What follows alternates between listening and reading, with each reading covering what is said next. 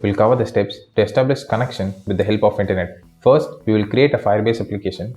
We will write a web app to update our Firebase. We will also create a Node application in our Raspberry Pi to listen to those Firebase updates. Let us start with the Firebase. So Firebase is a mobile and web development platform, and more than 1.5 million apps in internet are running with the help of Firebase.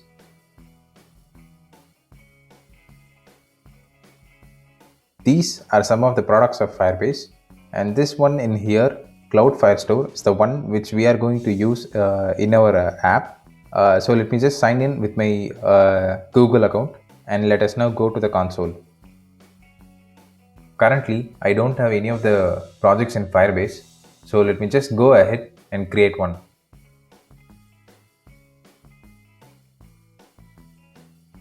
Type in the project name. This will automatically generate a project ID. You can edit this if you want. In the next step, we need to choose whether we want to enable or disable Google Analytics. Google Analytics is free, but I don't need Google Analytics for this Firebase project. So let me just disable it and create the project. Once this is done, you will be redirected to the dashboard of the Firebase project which you have created.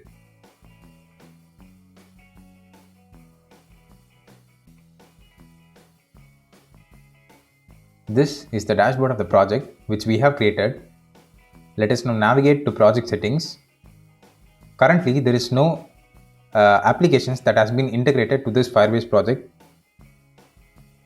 In the further step, we will be building a web app, and to integrate that web app with this Firebase project, we need to get some configurations.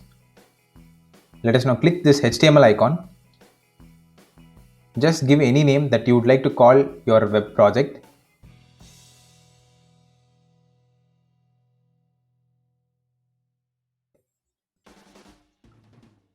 Let us register the tab, and let us continue to the console.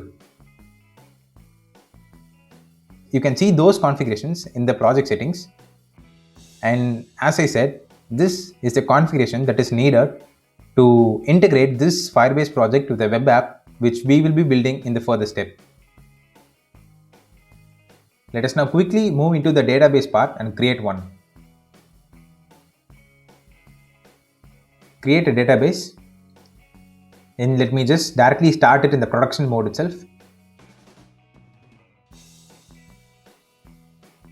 I'm living in the southern part of Asia, so you should be choosing your closest region.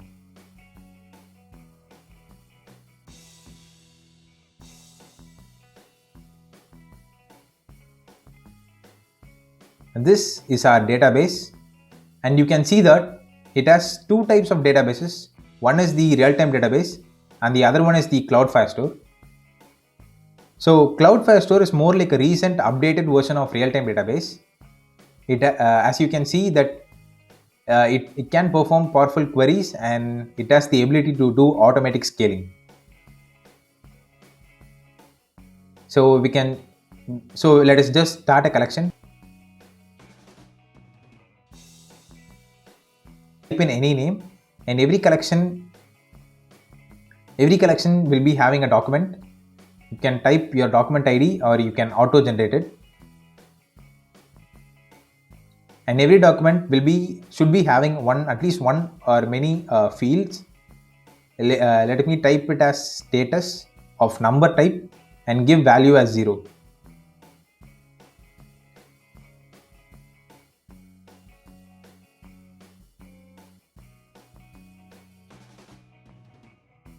So you can see here the structure of the database.